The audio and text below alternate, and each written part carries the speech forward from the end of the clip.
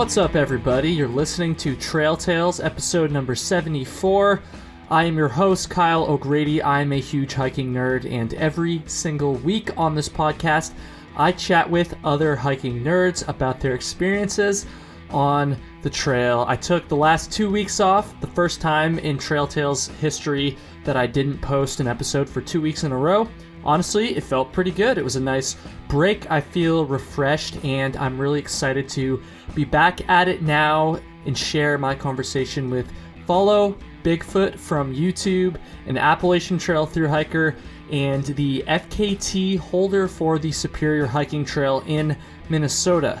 It's been a long time since I've done one of these episodes on the quote lesser known trails, and so it was really cool to hear about the Superior Hiking Trail, something that's been on my radar for a long time. So Bigfoot gives a ton of information that you're gonna want to hear about if you're interested in thru hiking this trail. I mean, he went super in-depth, super thorough. It was really cool to hear. And he also talks a bunch about his FKT, his fastest known time.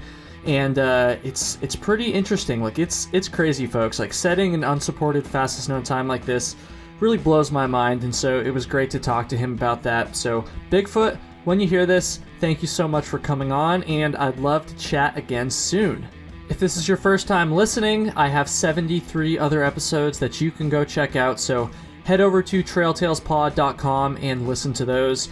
Instagram, follow me on Instagram at Kyle Hates Hiking.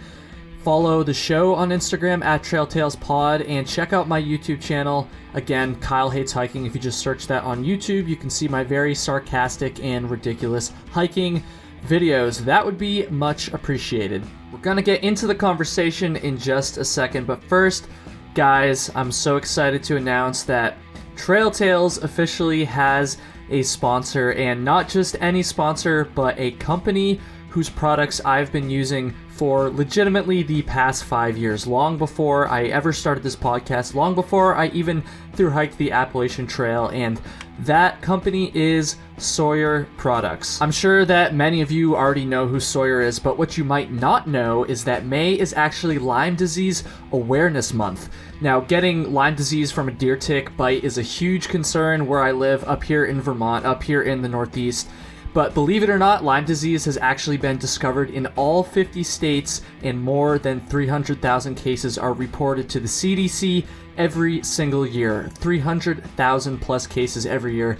That's not too great, so folks, let me tell you about the best way to prevent a tick bite and to keep yourself safe from Lyme disease. That would be Sawyer's Permethrin Spray. Again, folks, I've been spraying my clothes with Sawyer's Permethrin for literally years. I'm pretty sure I've talked about it on the show before as well. I've never been bitten by a tick, and it turns out that you're actually 70 times less likely to get bitten by a tick if you're wearing permethrin-treated shoes and socks. It lasts for 6 weeks or 6 washes, whichever comes first. It's odorless after drying, so you don't need to worry about smelling like hiker trash and chemicals. And it can even help keep the mosquitoes off you. So honestly, thank you so much to Sawyer for helping support the show. Be sure to check out Sawyer.com to learn more about their awesome products. And let's get into my conversation with Bigfoot, the FKT holder for the Superior Hiking Trail.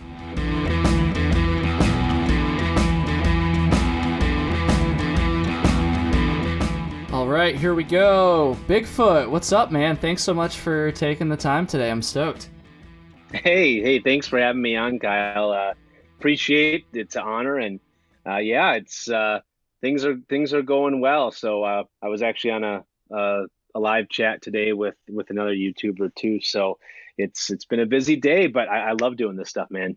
Dude, I was on that same live chat. Funny enough, Darwin was nice enough to invite us on, which was really cool. So that was a lot of fun. This will be out about a week after it happened, but I was super fortunate to be on there, honestly, because I only have like 5,500 subscribers, and that's the thing with Darwin, and honestly everybody that I've talked to that's a hiker that has a channel and stuff, like they don't really care that I only have, a fraction of the amount of followers or subscribers that are, at least speaking to Darwin, that he did. He liked my videos. We've actually done an episode on here as well, and he invited me on. That stuff doesn't matter to him, and we had a great conversation. So I felt super fortunate, honestly.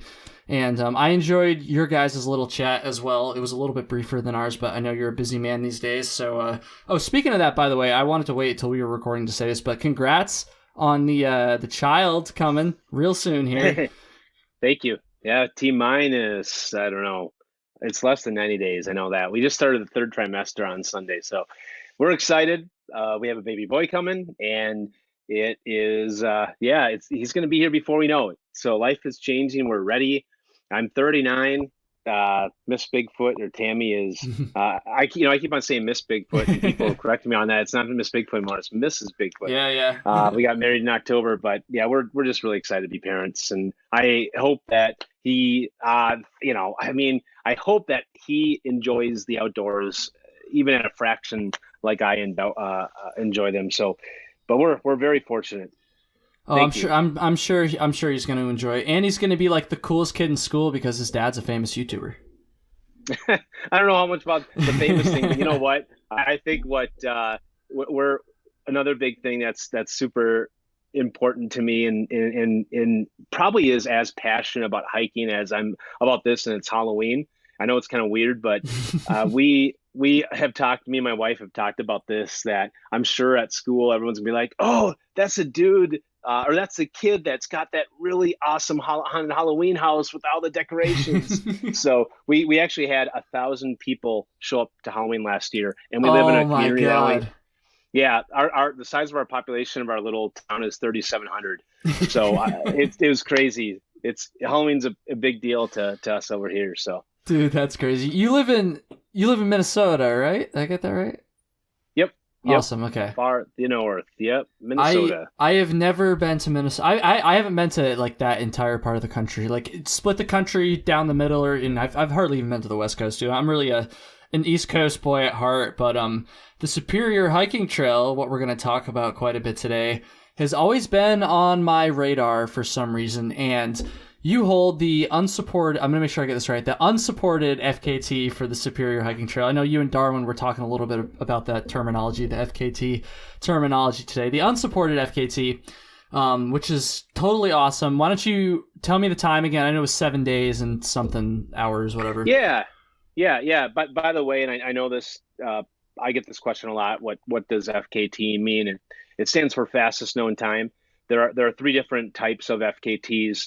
There's a supported one where you can there's really no rules outside of having to actually hike every piece of the trail, which is obviously a rule for all 3, but you can have any support that you want. Then there's the self-supported, which is you can go anywhere by foot. You can drop food drops. If you walk past a burger joint, you can hit a burger. You can even stay in a hotel if you wanted to walk to a hotel or motel.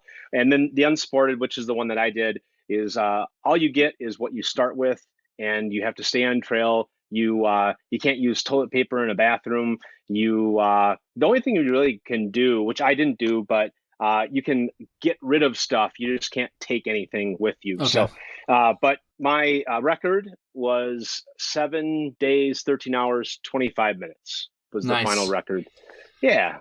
It's so badass, honestly. Like I was saying before we started recording here, I'm not a slow hiker. I hike probably faster than the average thru hiker, but nowhere close to FKT level. So I think that's awesome. And we're going to get into that later on in the episode. I do want to start real quick here. Lately, I've been forgetting to have my guests introduce themselves. So you've done a lot beyond just the FKT of the Superior Hiking Trail. So yeah, I'm sure most people listening probably know who you are already. But for those that don't, why don't you just introduce yourself and talk about what you've hiked?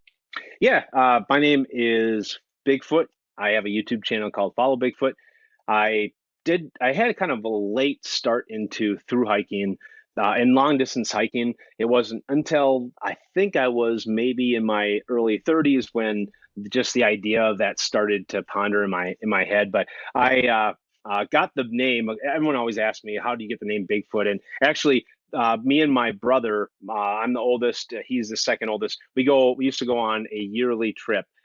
We started off by doing stuff around the Midwest. Then we went out to the West Coast. Then we started going out to the East Coast. And we stumbled upon the ATC. And I got this idea that I wanted to thru hike the AT. But during all of our adventures, our spirit animal is Bigfoot. He's like just this mystical creature that we talk about. And and when you're with somebody out in the middle of the woods for an extended period of time, you start to get really goofy. And we just have all kinds of different scenarios. We talked about Bigfoot, like he's just this larger than life character. And anyway, we when I told him I was going to thru hike the Appalachian Trail, he's like, you know, your trail name's got to be Bigfoot. And that kind of just has stuck, just because Bigfoot's a really big deal to us. So I know people ask me that question a lot, but my really kickoff into long distance hiking honestly was the Appalachian Trail. I think before the Appalachian Trail, the longest hike that I ever had done in one setting might have been like 80 miles or 70 miles. And it was probably on a section hike getting ready for the AT, to be quite honest. A lot of stuff that I did was more shorter hikes, 30, 40 miles. I was carrying, 50, 40, 30 pound weights on my back. So it was a lot different than what I do now. But I thru hiked the Appalachian Trail in 2016. The unique thing that I had about this is I was one of two people that I met on the trail that actually had a job. And I was fortunate enough to have my job basically pay for me to thru hike the Appalachian Trail. Oh, nice. I saved up enough vacation, and was every 10 years with the company I work for, which is McDonald's, the fast food restaurant. Oh yeah, chain. Big fan. I love McDonald's. Yeah, me too. I I can still eat it. I still crave it when I'm on the trail. It's crazy. I've been working for the company for like 18 years, but I got a sabbatical, and with all of the time that I accrued, I had about 13 or 14 weeks off. Maybe it was 15. But I devised this plan that I could thru hike the Appalachian Trail in 100 days. I had 108 days off from work, so I set off to do it in 100 days. So that's what introduced me into ultralight backpacking, because I needed every single advantage that I could have out there. But I did complete it. It was actually just shy of 100 days, but I did that in 2016. I have done the John Muir Trail. I did the Ozark Trail. I have done obviously the Superior Hiking Trail that you spoke about. Let's see here. I have done the Tour de Mont Blanc, which was over in Europe. It's actually the most beautiful hike that I've ever been on. Oh, nice. I did it. Yeah, I did the Great Outdoor Challenge last year with some guys from Z-Packs. I did that with Darwin. Over in Scotland, right? Yep. Hiking across Scotland. And I think there's actually a trail that I'm missing here. I've done lots of different sections. That's hikes. How you know when you're like an experienced hiker, when you start to forget shit, you're like, oh, I think I did some other stuff too, but I can't quite remember. Yeah. I think I've counted. I'm over 4,000 in the last 4 years. I've hiked over 4,000 miles. So yeah, it's been awesome, and it's great because I have a job that allows me to be able to do that. I have a wife that allows me to do that and supports me. So it just works. I just wish I would have gotten into this younger, like you did, Kyle. Mm-hmm. That's my only regret, as I started a little bit later, but I don't regret anything. I'm having a blast out there. I love the trail. Yeah, man. Yeah, you've definitely got some miles under your belt for sure. Also, did I hear you say Appalachian Trail? I thought you're from the north. I thought only people down south said it like that. Yeah. I used to always say Appalachian, and I got roasted so many times on my videos. Really? Yep, damn. Yep. And I've talked to so many different people. I've talked to the ATC, which almost like half the people say Appalachian, the other people say Appalachian. And I just decided, if I start saying Appalachian, nobody corrects me. It's only when until now. Yeah, until you said, yeah. You're like, I just can't win, man. They just keep talking shit about the way I say it. Exactly. So it's ingrained in my head now that I just say Appalachian. So you're the first person to call that out since I started doing that like 2 years ago. I didn't know if it was like a Minnesota thing. I don't know, because maybe it was the same for you, but I feel like on my thru hike, as soon as I got into like Pennsylvania, it's almost like a switch flipped, right? Like all of a sudden, people just go from Appalachian. I can't even say it without it just sounds so wrong to me, like Appalachian Trail. Yeah, it is. But when I was, it's funny because when I was starting my channel, I started my channel when I was training for the AT, and I'm not the best at pronouncing stuff. That is definitely a downfall of mine. If you go back, or anybody goes back and watches parts of my AT videos, I just butcher names. Anyway, but I'm like, I want to make sure that I say the Appalachian Trail correct. So like I did all this research on like how do you pronounce it, and it was like half's Appalachian and half's Appalachian. I'm like, what in the You hell? just can't win. It's Yeah, gonna be wrong to yeah, half the population, no matter what you say. yep. And I remember the first time I saw Katahdin, I'm trying to think how I pronounced it. Katahdin. I forgot. I just remember going, how do you pronounce that? So it was just kind of funny. But yeah, man. I naturally will just say Appalachian now. I don't even have to think about it anymore. That's so funny. I've never had anybody give me crap for it. Like, cause when I first started my channel, especially, I also obviously don't get as many views as you do, don't have close to as many subscribers, but I've never had anybody, except for maybe people jokingly like, oh, you're saying it wrong, haha, love from North Carolina or whatever. But, I've never had anybody like seriously give me crap for it. So I don't know. Let me know, people listening. Let me know how you say it. I'd love to hear. There you go. I have had so many people type it out phonetically on my YouTube channel, and I don't let I have really thick skin, and I don't let little things bother me. But that was one I'm just like, I'm just gonna start saying it like this, and then I don't have to respond to people anymore. So That's funny. That's funny. Well, dude, let's talk about the Superior Hiking Trail. So, as I was telling you before we started recording, for some reason, this trail has been on my radar for a long time. And honestly, dude, I think I know what it is. I think it was Shug's videos. When I first started to get into backpacking, I was 16, I was 15, honestly, like 15, 16, halfway through high school, and I was just YouTubing, and Shug, he's been doing YouTube videos for a long time, obviously, and so I think I just happened to stumble across his videos. Maybe I was looking at hammocks, and then all of a sudden I started watching his Superior Hiking Trail videos. I think it was him. And oh yeah. So that's kind of just how I learned about it. And so I've always known about this trail, but I've never really known very much about this trail, which is why I'm excited to talk to you today. And then, of course, I'm excited to talk about the FKT stuff as well.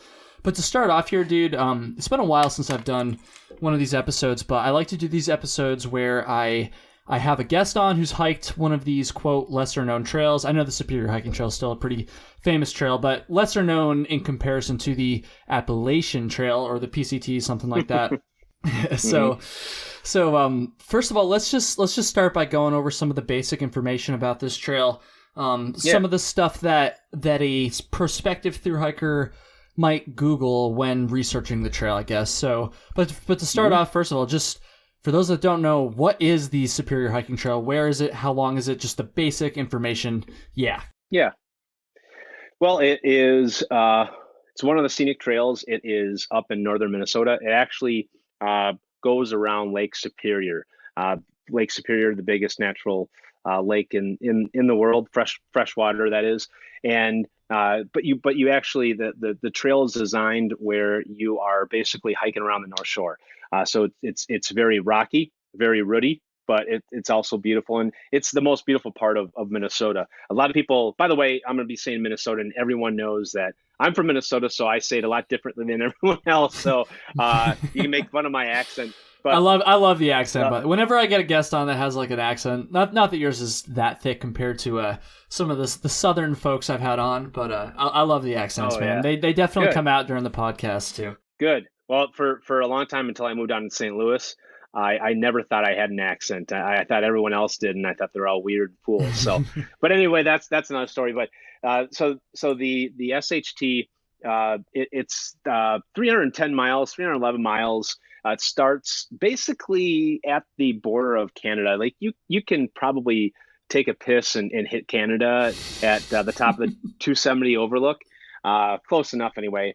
And then it's going to hug around the North Shore of Lake Superior. It kind of veers off maybe 10 miles and back to it over the course all the way through downtown Duluth, which is a major city that is on the southern part of the lake, and then it ends at the Minnesota and Wisconsin border.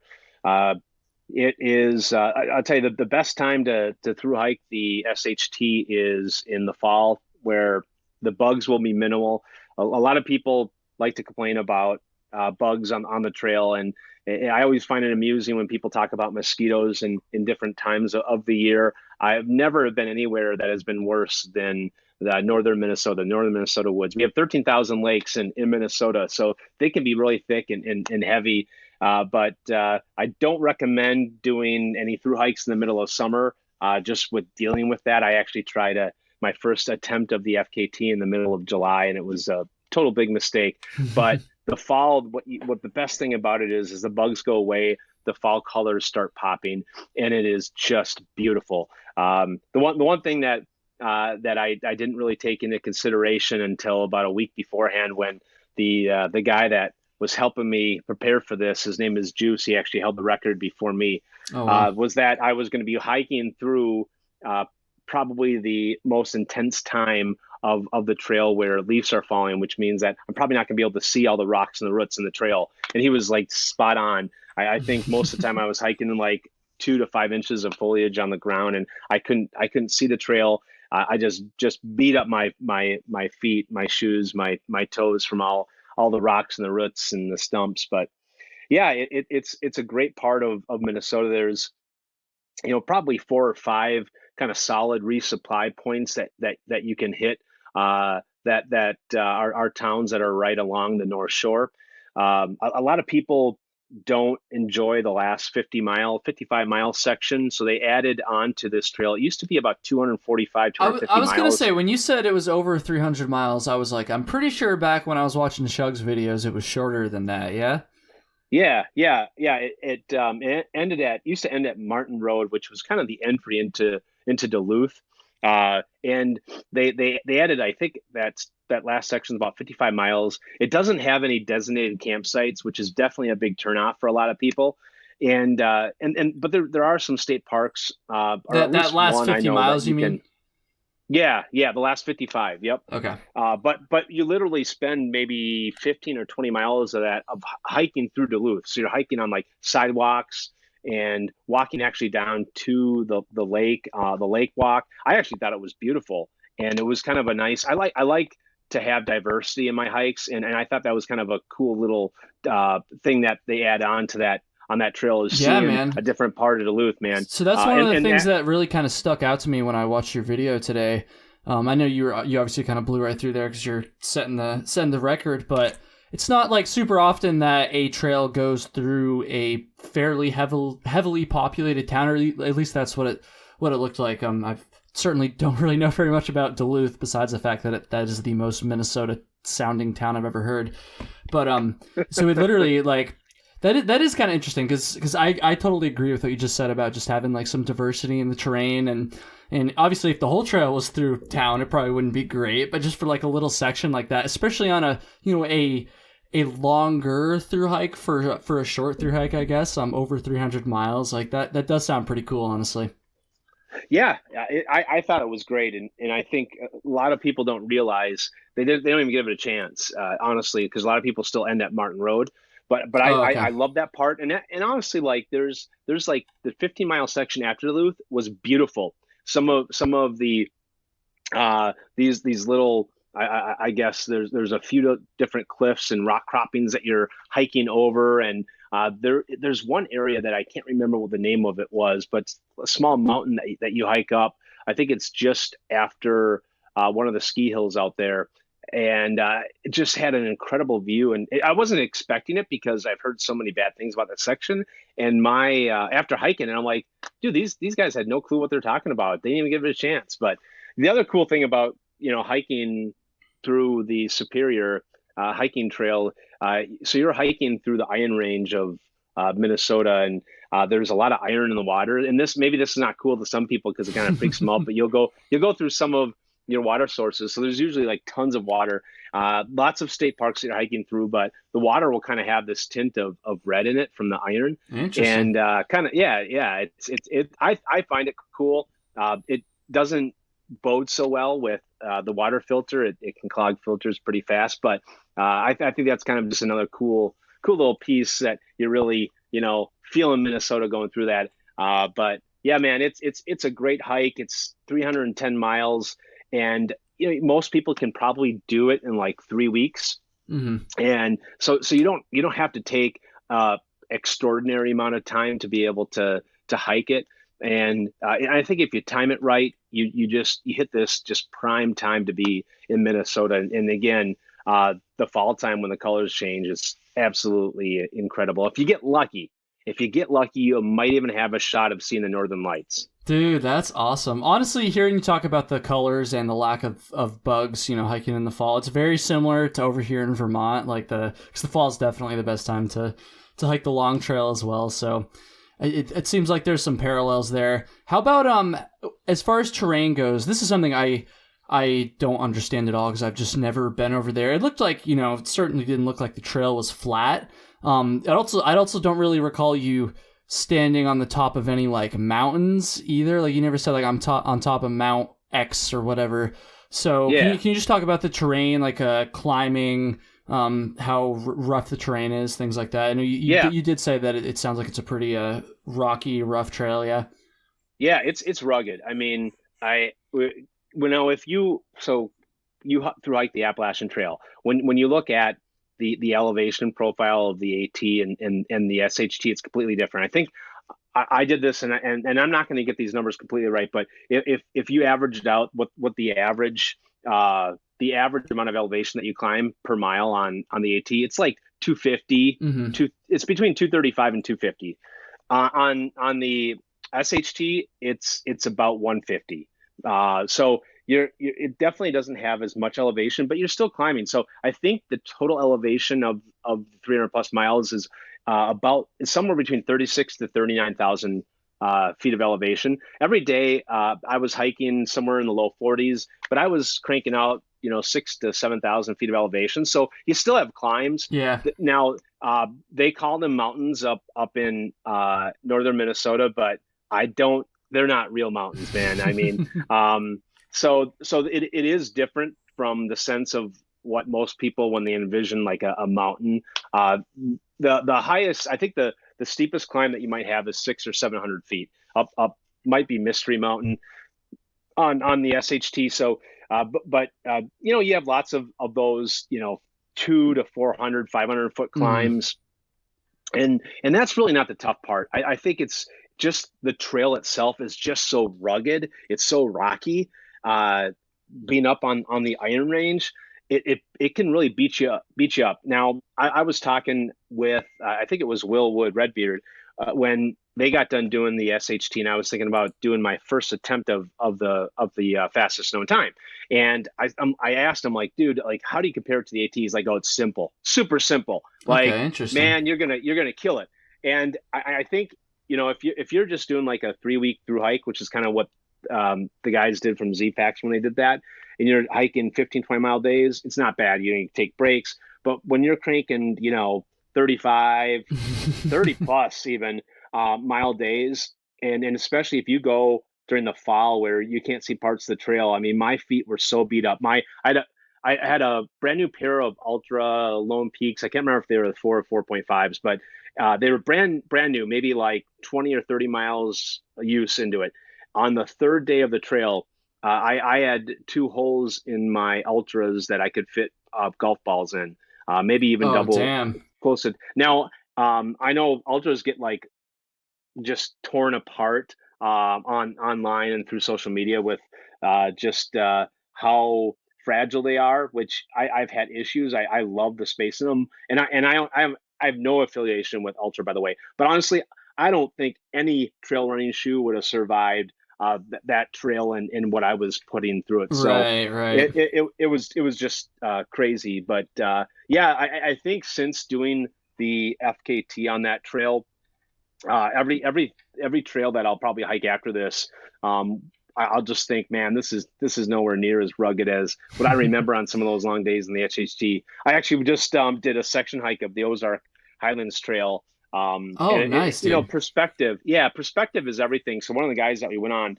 was like, oh yeah, it's pretty rocky.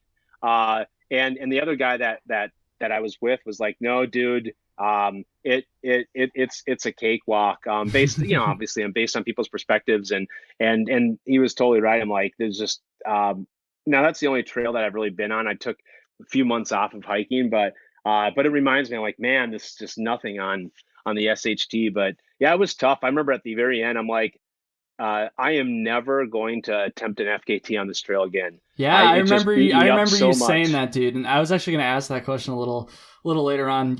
I remember at one point you said, you said that you were in too deep at this point, like you were gonna finish, and you did, but that if you weren't able to finish, you didn't think you'd probably ever attempt it again. And did I get that Yeah, correct? yeah, you got that correct. I mean, I had a bunch of issues in the very beginning, mistakes that I made. Like I didn't have a freaking water bottle. It slid out of It was like the first thing you my said. I pack. was like, "Holy shit, Yeah. that's hilarious." Oh my God. Yeah. I mean, talk about panic. Sitting at the top of the 270 overlook, and then one of my trekking poles broke. Uh, and it was just probably definitely a poor gear choice that I had on that. But I think the combination of only hiking with one trekking pole and doing the miles that I was doing uh, definitely led to issues with my right leg and my feet, especially my left toe. My toenail, I'm looking at it right now, is about 3/4 on. Finally, I lost my toenail, but uh, my feet were so freaking beat and ripped and broken from kicking all of these rocks and stumps and roots.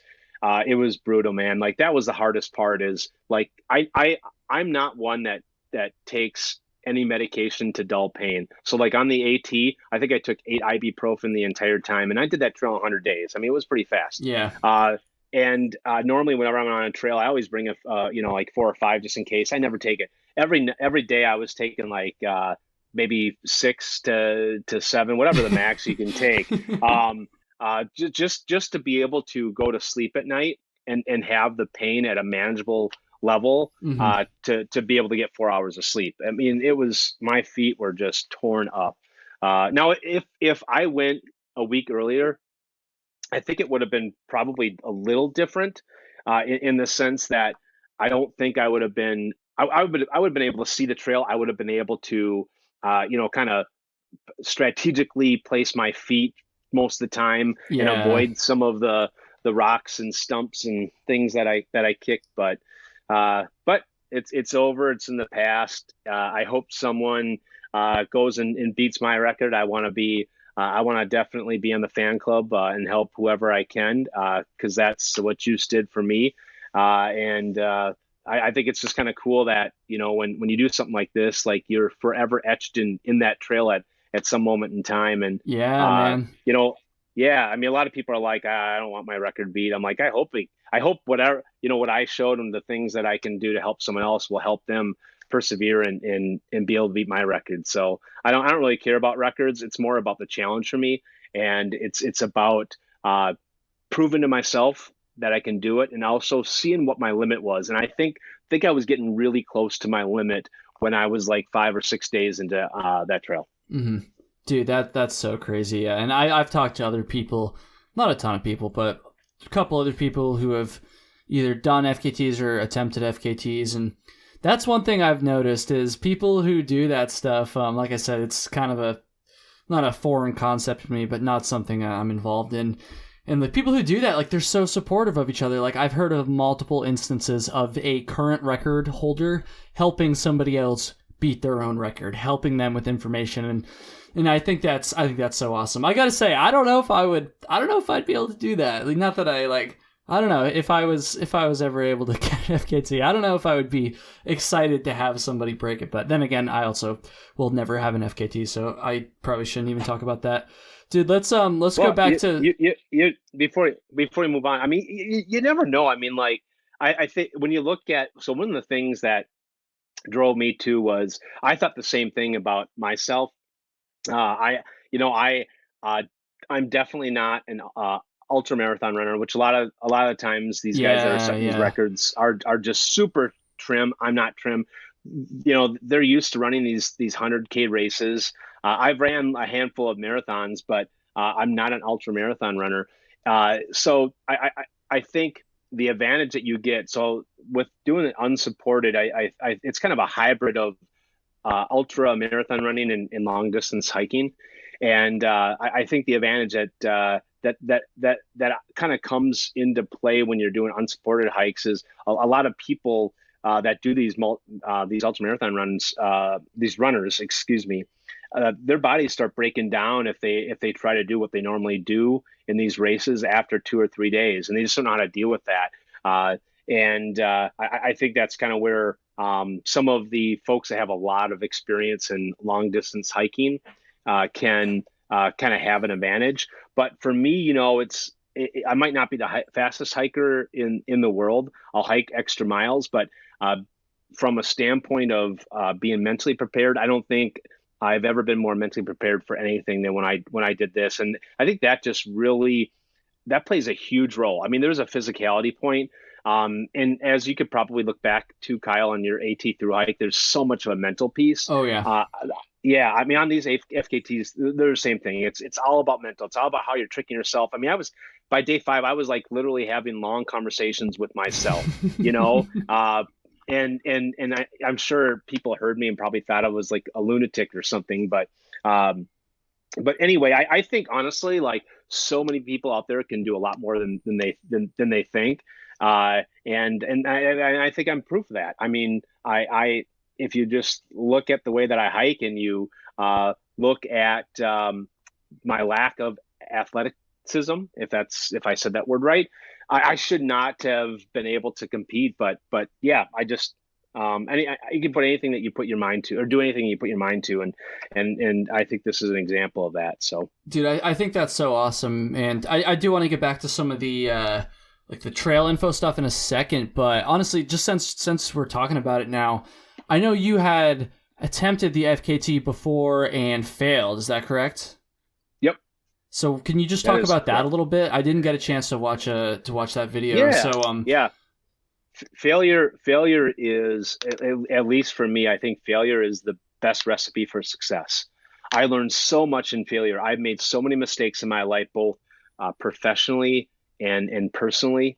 And I think what I learned on my failure and my first attempt really drove me on how I was able to persevere on my second attempt. So what really came down to it on my first attempt, I was actually ahead of the record holder, which his name is Mike Ward. He's a big ultra marathon runner and kind of owns SHT up there. He's a great guy. By the way, he's got a website, mikeward.cool. I'll just put a quick plug in. If you need to figure out any distance or section hikes or through hikes, you got to check his website out. His distance calculator helped me in so many different ways, and every other person that set records on that trail or hikes that trail. So, but yeah, that's awesome. But anyway, I made a really poor gear choice. I thought that I could have an advantage of just having a really ultralight setup to be able to help me set this FKT. And I decided to go, rather than a rain shell, to go with more of a wind shell, because it was the middle of July. I'm like, it doesn't get that cold in Minnesota. And I definitely made a misstep and did not. I took the SHT for granted. I mean, the weather can change so freaking fast. The first 4 days on that trail, it was like 80s, mid 80s every day. It was so hot. It was tough, and it went from like 85 or 86 one day to 52, and just below 52 the following day, and it was pouring rain, wet. I was basically in a hypothermic situation, and I just decided that it just wasn't worth putting myself in that. I wasn't injured, so I made the responsible decision of getting off and not trying to push it and possibly put myself in a bad position. So, but I learned so much from that, and just like everything else in my life, I learn everything from my mistakes, and I make a lot of them. Yeah, dude, that's so crazy, man. Yeah, I've been in, well, not in the position of trying to set an FKT, but I've been in the bordering hypothermic state before as well. Again, conditions are pretty similar up here in Vermont, so it's good that you made that call. I've called hikes short before for that same reason, so it's good that you made that call. Even in July, though, I feel like low 50s for even in July. That's pretty cold, but dude, yeah, so incredible. It felt like it was freezing or below with the wind and with the rain and the wet. I mean, it was frigid. But I think that also gave me a different perspective on advice I give to thru hikers. I mean, you just never know what can happen from one week to the next. Like one thing that I always carry with me, it really doesn't matter the seasonality, is I always bring a jacket. Even if Yeah. the lows call to be 60 degrees or 65 degrees, I mean, you just never know. But there's this balance between being ultralight, being comfortable, and this whole safety element. I'm not willing to sacrifice the safety piece to be able to meet this equation or make this equation work with the ultralight piece and the comfort piece. I did on that, and that's why I failed, or the big reason why I failed on that. But it just really taught me just about that delicate balance and how important some of these items are with being able to keep safe. And yeah, I think a lot of hikers just try to push the scales too much and cut every single gram, and maybe it works, but I'm just not willing to sacrifice the safety piece on that. I think it's a balance. I agree, man. I always carry a jacket as well. I had a down jacket my entire AT through hike, and I certainly felt like a fool for it when I was hiking through Virginia in July. But I probably could have ditched it then. But if I was up north, even during the summer, up here in Vermont, certainly I always have it on me, even if it's the middle of the summer. So, and same with a rain jacket as well. It makes a great part of a pillow, or I actually use it to zip around. Honestly, dude, I'm pretty sure I used my down jacket for a pillow even more than I used it for an actual down jacket on my AT through hike. So that's funny. That's funny, dude. Okay, you might have mentioned this a second ago. In case I missed it, how far in were you when you bailed that first time? Let's see. I was at the Split Rock Loop, and I think that was about 160 or 170, 160 something in. So roughly I was over halfway. a little bit over halfway, yeah. Yeah, it was like 60% in or something like that. Like 55% in. Yeah. Yep. I think it was day 5. I gotcha. So, and how did it feel passing through there on the second attempt, knowing you were going to keep going? Man, stoked. I bet. Even though I was hurting, because that was when I was starting to get some issues with my right leg. It was just a morale booster. I mean, I knew that obviously. I mean, it was I not only got past that point, but I got past that point.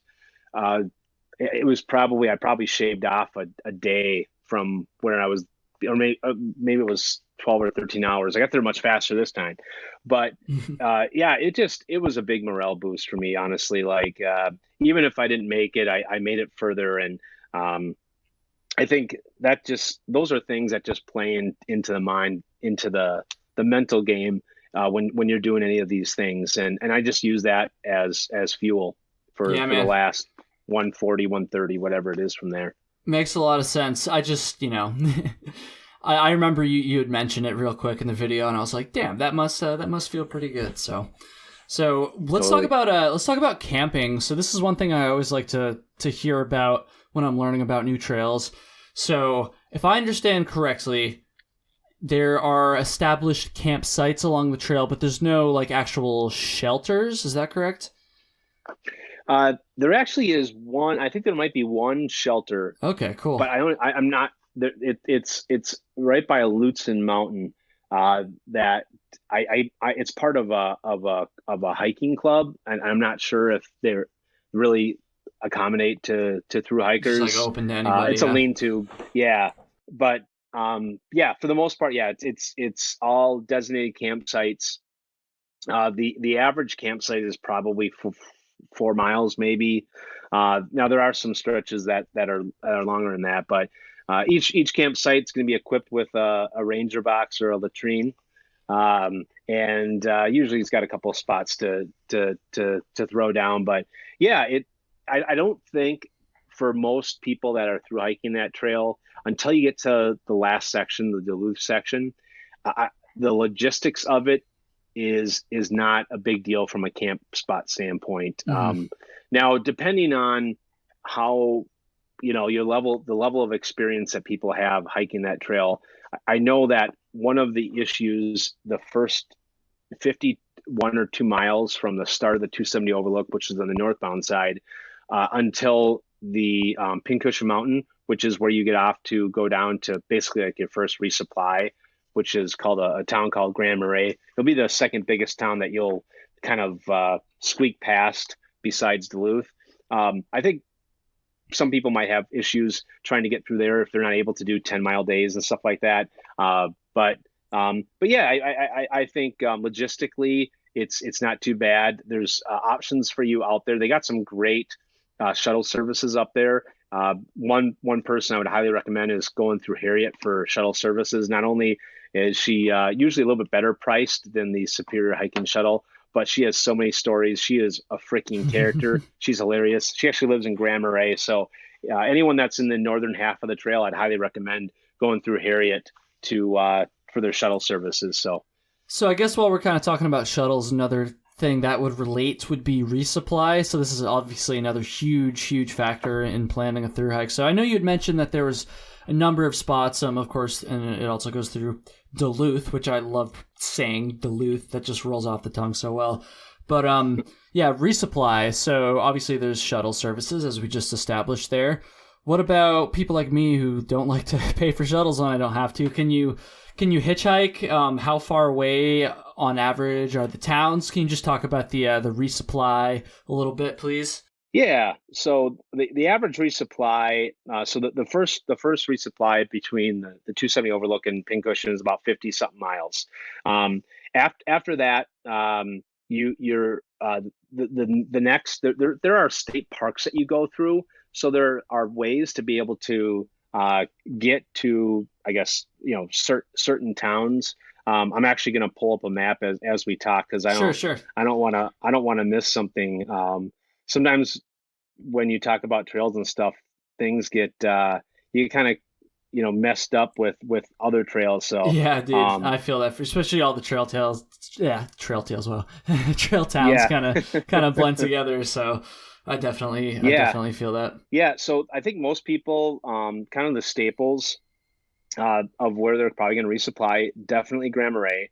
Some people might go up into Lutsen. I think they got a little place that you actually can eat up in Lutsen. Wait, what was the town called? Well, this is not a town; it's a mountain. It's a ski resort. It's called Lutsen, Lutsen. Another I think very they got like Minnesota sounding name. Yeah.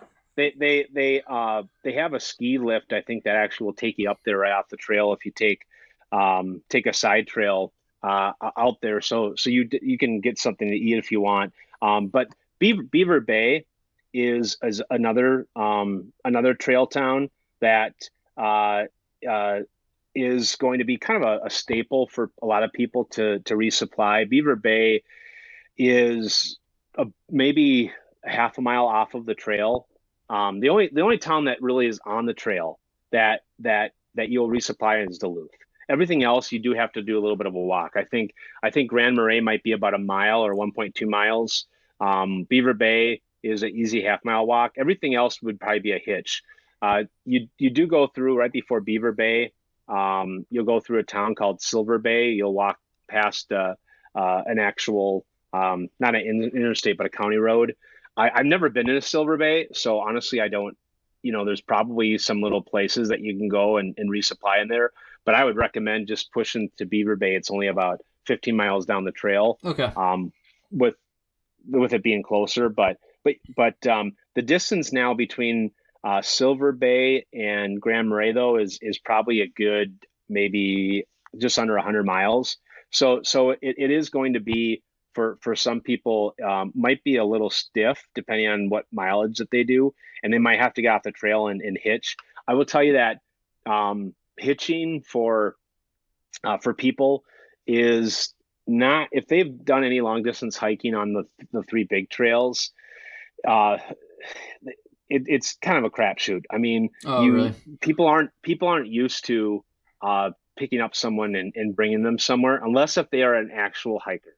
So now there is a shuttle service called Superior Shuttle, I think, and they actually have a trail schedule that they have that runs weekends. And I think during the summer, they might run some weekdays, but for the most part, it runs Friday, Saturday, Sundays. And you can get on the schedule to be picked up somewhere and then brought somewhere and then back. They basically go all the way from Gooseberry Falls to Grand Marais, I believe, and then back down to Gooseberry Falls. But besides going through Beaver Bay, there's another town called Two Harbors. Two Harbors is going to definitely a hitch. From the closest point, you'd probably have to go down.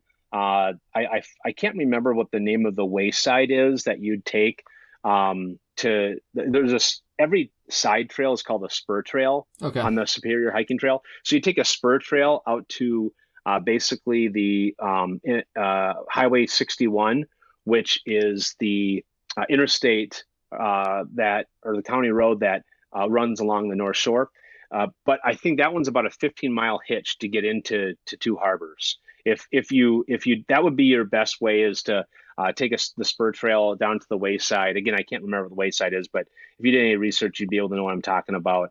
But I would definitely recommend, unless if you're trying to do this trail in 10 days or something, definitely recommend going to Two Harbors. Two Harbors has, kind of similar to Grand Marais, a really small town feeling. There's probably actually more places to eat in Two Harbors than there is in Grand Marais. Grand Marais is just kind of more well known, more established, I guess. But there's a McDonald's in Two Harbors as well. So you got a McDonald's. It's the only McDonald's that you'll hit until you get to Duluth. So that is always a big plus. Absolutely. Yeah. So so Grand Marais, Silver Bay, Beaver Bay, Two Harbors, and then the last big one would be Duluth. Now besides those five cities, Duluth, like I said, you're going to literally walk through. Like, I remember right before you walk through the Rose Garden, which is maybe like a mile before you get to the Lake Walk, the famous Lake Walk that's in downtown Duluth. I literally could throw a rock to the parking lot of a big grocery store over there that you walk right by. So that's perfect. That's where I'd resupply if I was going through Duluth. But besides those five towns that you could do some resupplying, you also go through so many different state parks. And the big state parks, which is Gooseberry Falls, Split Rock, and Tetagooch, they have, if you want to go off course a little bit and go up to their visitor centers, they do have some things, some snacks and things like that you can get.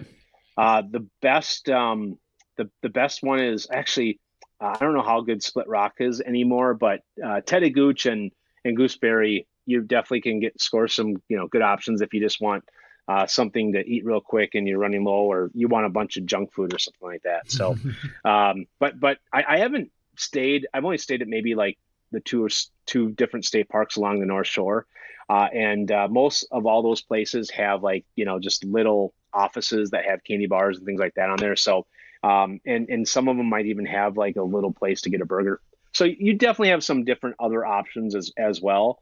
I think the people that probably struggle are the ones that are doing like 7 or 8 mile days, because they're carrying a lot of food to get some of these resupplies, or they have to make a big hitch, or maybe even arrange a food drop. There is some services that you can arrange a food drop and things of that nature. But I think if you do your research logistically, you can make everything work out. And if you're able to be hiking more of closer to the 15 miles a day, you shouldn't have any issues of ever having to carry probably more than 5 days worth of food. Dude, you're laying it all out. I love that. Sometimes when I ask people that question, and to be fair, it was a pretty open-ended question, they'll just be like, yeah, there's places, it's easy to resupply, but you went into detail there. I love that shit, man. I think this is going to be a good resource for anybody who's planning a thru hike of the SHT. I guess we're getting towards the end. We'll get into your story in a second, but one of the last important things, I guess, people who are looking to hike this trail, I guess people in the early stages of planning for this trail would wonder about, would just be resources for planning, I guess. So things like guidebooks, and I know you mentioned that website a few minutes ago. Any forums or groups you're aware of? What are the best resources for folks who are looking to plan this hike? Yeah. So the Superior Hiking Trail has a great association that manages the trail. If they go to superiorhiking.org, you can just Google Superior Hiking Trail. It'll guide you to that. That's a great resource. It's going to give you, you know, a lot of the stuff I talked about, you know, recommendations for hiking, resupplying, section hikes, uh, where you can get the maps. You know, one of the downfalls of this trail is they still have paper maps. For some people, they absolutely love that. For people like me, you know, I also love to have something like GutHook's app, and they have not. My understanding is GutHook's wanted to cooperate with them, but it just couldn't come to terms. So you do have to purchase their maps through them. They're like $1.95. There's I think 6 different maps. There's also some Facebook groups that you can get on.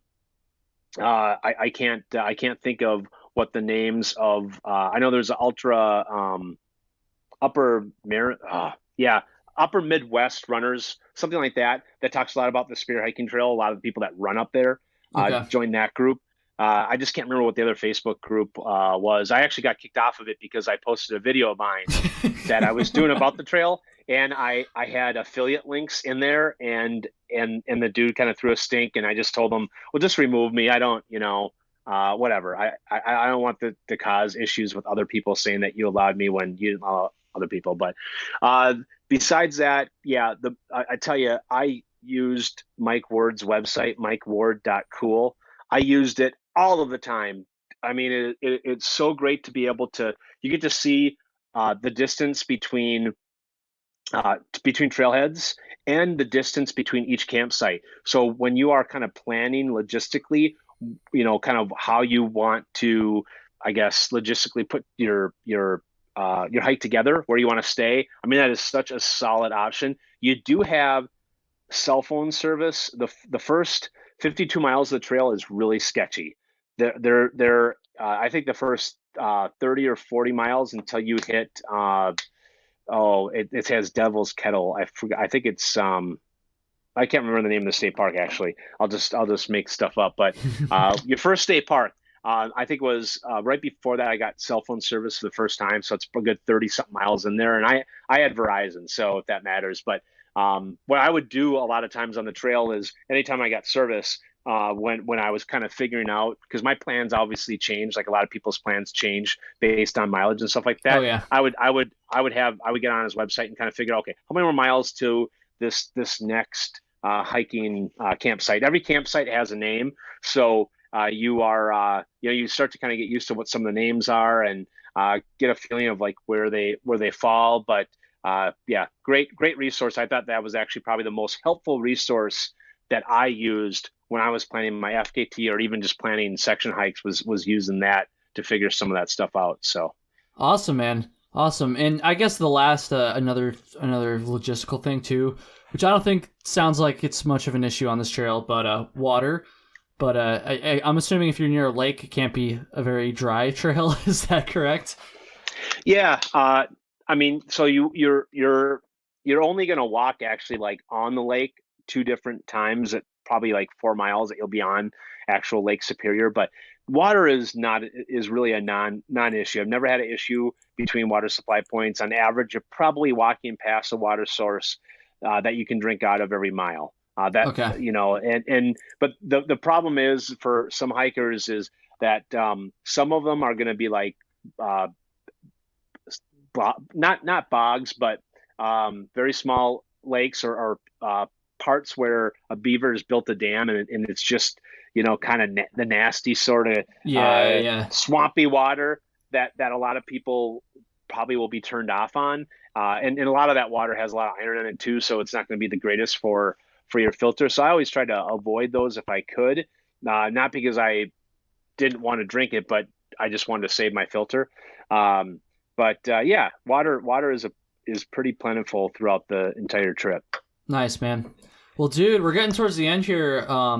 I gave you a very minimal heads up, but still a little bit of a heads up. I always like to own up when I don't remind people about the stories at the end. But did you have a chance to come up with something? Yeah, I mean, I have lots of stories from the trail, and one that probably didn't talk about a ton is a mistake that I made on the John Muir Trail. It is on one of my videos, a very little small piece of it, but I was hiking. I was probably halfway through my hike. I know it was probably a good 20 miles before you hit Meter Trail Ranch, MTR, which is kind of the halfway point of the JMT. And uh, I went in September, so that time of year there's really no snow left. Well, we started to get into some of the passes that did have some snow, and I've never glissaded before. And I was hiking with a couple, or I know it was at least one PCT through hiker that flipped and went northbound, skipped the Sierra, and then came back and was hiking southbound in the Sierra that was, going the same direction I was going. Anyway, but he was talking about all these great glissades he did. I'm like, oh, there's this glissade that we could do that's right off the trail. I want to do this. I want you to film me. I've never done one before. This is gonna be a lot of fun. He's like, all right, dude, yeah, let's do it. So it was a very small glissade. I'd say maybe a good 20 feet or 25 feet. And so I walk up the it wasn't even a trail, but I walked up the little pass and started to get in position. They start filming, and so got on my butt and I started going in the first 10 feet. It was great. I was having fun, and other people have glissaded in this because you could see their butt prints, and they're probably doing the Right. same thing that I was doing. Well, because of how late it was in the year, and it was late in the afternoon, the snow starts to get really icy and is almost hard. And I hit a bump, and instead of shooting me down the rest of the tracks that followed the rest of this, small little hill that was on a mountain, it shot me off of the other side. That literally was, I don't know how steep, maybe like I don't know, 30%, 40% grade. It was steep as heck. Oh, And geez. when it shot me off there, I mean, it wasn't like a free fall, but it sure as heck felt like a free fall. If you look at my JMT video, it's like the second or third one in the series. You'll see what I mean. But I was going straight towards this boulder field, and Oh, and I mean, I was going to hit it in like a quarter of a second. So like, there's no time to think. And if I would have what I thought is, if I would have kept my legs pointed out, I have a good chance I might break a leg, and then I'm absolutely screwed. So I lifted up my legs, and I was heading towards this boulder that was probably the size of a small bear. I mean, it was ginormous mhm. for a boulder that I was about to hit. So I lifted my legs up like I was taking a poop, and I went right into it, and I hit it with my ass. And the guy that was filming they're all like, "Oh my God, are you okay?" And I'm trying to be tough, and I'm like, "Oh yeah, yeah, yeah, sure, I'm fine." And I got up, and I was kind of limping, and it honestly felt like I broke my ass. I thought my ass was completely broken, Damn, man. and it more than knocked the wind out of me. It definitely knocked, I think, anything that was planning on coming out of my butt in the next 24 hours, it pushed it back up. And I the next day I was able to take a picture of it, and I don't know, I had a bruise probably the size of a football that was right on my ass cheek, and it hurt so freaking bad. But anyway, that was my first time I ever glissaded, and it was a really bad experience. Definitely check out that JMT video because it was scary, a lot scarier than you might even show on there. But my second glissade that I did was on the TMB, the Tour of Mont Blanc, and it was probably a good, I don't know, 150-foot glissade. It was like the Oh, damn. funnest thing that I've ever done. Yeah, we were up in the high route up in the Alps, and it was about as safe of a glissade that you can get, and it was a blast. So I definitely will be doing them. I'm just a lot more careful where I pick to do them. It was just a bad choice, but yeah. So that's kind of a cool little thing that I did that made a huge mistake and could have costed me my through hike of the JMT. But And possibly um, your ass. yeah, and yes, absolutely, yeah. It was tough, man. Well, I'm glad you're okay. At first, when you started talking about glissading, I thought it was going to be like a fun story. And then I was like, oh, that's actually pretty sketchy. So I'm glad to hear that you made it out okay. Um, That's good. That's good. Dude, thank you so much for doing this. I really appreciate it, man. Why don't you go ahead and just plug your channel and any links, social media, all that stuff you want people to go check out? Sure. Yeah. My YouTube channel is called Follow Bigfoot. All my social media platforms is Follow Bigfoot, Instagram and Facebook. I do have a website, followbigfoot.com, but actually someone went in and hacked it. Oh, really? In my kind of, I guess my 6-month or 5-month break, I got a notification that my password had been changed, and I didn't authorize it. So I got on there. And by the time I got on there, everything was gone, and I couldn't. I actually didn't take it seriously at first. And someone emailed me the next day, said, "Hey, what happened to your website?" Because I thought it was like spam mail or something. So yeah. I went on there, and by the time I was actually able to get into it, everything was gone. And damn, that sucks, man. Yeah, so I haven't had the chance to put everything back up, and but I will have my website back up and going at some point in time. I might just pay someone to do it because there's a lot of other people that do that stuff for a living, way more smarter and know how to do it than I. Yeah, dude, I did the Trail Tales one on myself. It's a lot of work for sure. Oh yeah, it is, especially when you're a software designer, right? So you're this is what you do. This is definitely not what I do, and it's a steep learning curve for me. Yeah, it was a lot for me too, and I'm a programmer, so it is tough. Anyways, dude, thank you so much, man. I really appreciate it, and thank you to everybody listening. Have a good one. Thanks, guys.